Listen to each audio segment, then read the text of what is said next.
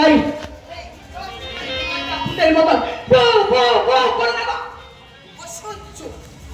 আচ্ছা আশ্চর্য, ওদের আগে তো বউ বলে ডাকলে কত খুশি হতে, আজকে কেমন হলো যে বউ বলে ডাকলে? বলি বলি কারোর ঘরে ঢোকবার আগে যে একটা মিনিমাম পারমিশন নিতে হয়, সেটুকুনি কি কমন সেন্স তোমার মধ্যে নেই? স্বামী স্ত্রীর ঘরে ঢুকে তার জন্য দরজায় আওয়াজ দেবে কেন? হ্যাঁ, কারণ কারণ ওর সাথে আমি কিছু পার্সোনাল কথা বলছিলাম তাই।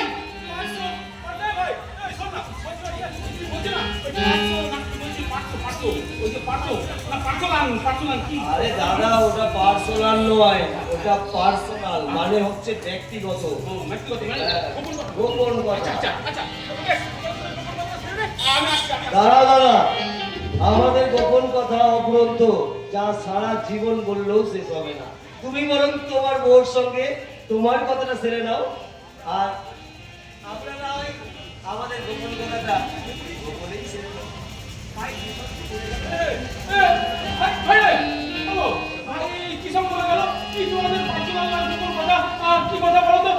সেসব কথা তোমার জানা দরকার নেই। তুমি কি বলতে এখানে এসেছো সেটা বলে ফেলো। তারপর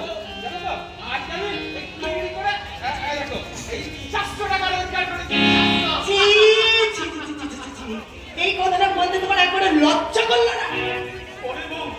ভীষণ লজ্জা করে, জানো তো, ভয়ঙ্কর লজ্জা করে।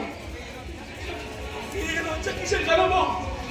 গ্রামের হয়ে চাঁদে হাত দেওয়ার লজ্জা, পলতরা করে প্রদীপের শিখায় পুড়ে মরার লজ্জা। আর হাসির কথা, এই হাসির মধ্যে যে কতটা কান্না লুকিয়ে আছে, যদি তুমি জানতে তাহলে তুমি নিজেই লজ্জা। তার মানে কি বলতে চাইছো তুমি? আমি বলতে পারবো, আমি জানতে চাই হঠাৎ তোমার এই পরিবর্তনের কারণটা কি?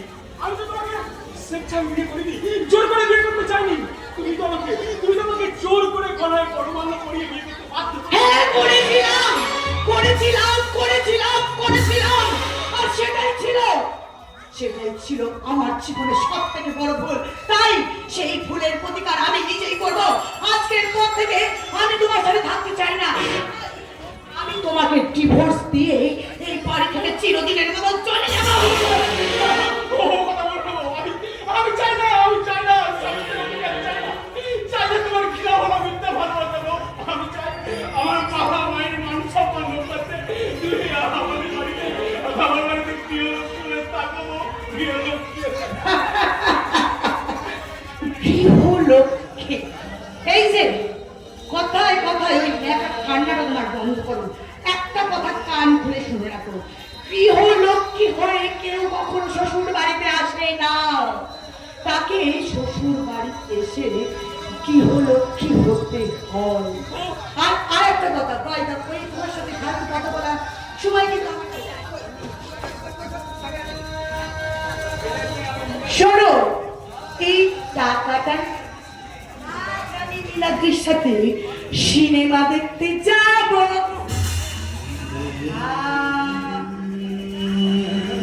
এমন একটা ভিখারি ঘরে বলতে এসেছি যে নতুন একজোড়া এক্সট্রা চপ্পল থাকে, তার উপায় নেই।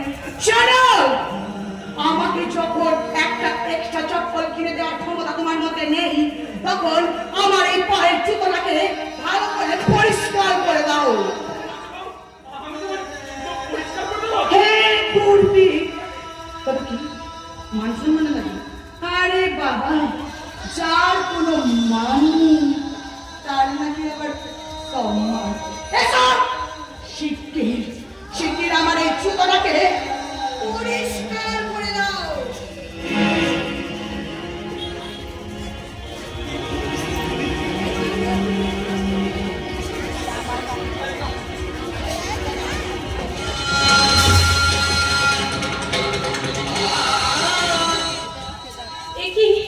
তোমরা আমাকে কোথায় নিয়ে এলে? তোমরা যে আমাকে বললে একটা সমাজসেবী একটা আস্তানায় নিয়ে আসতে আমাকে, দিয়ে তোমরা আমাকে কোথায় নিয়ে এসেছো? এটাই তো আমাদের স্বেচ্ছাসেবী সংস্থার অফিস। এইখানে তোমাকে চিহ্ন দেখানি দিয়ে কাজে লাগিয়ে দেওয়া হবে। তোমরা যে বললে এখানে 50 জন নিয়ে কাজ করতে, আমি তো কাউকে কোথাও দেখতে পাচ্ছি না। আরে পাবে, আরে সন্ধে নামো, তারপর দেখবি কত মেয়ে যে যার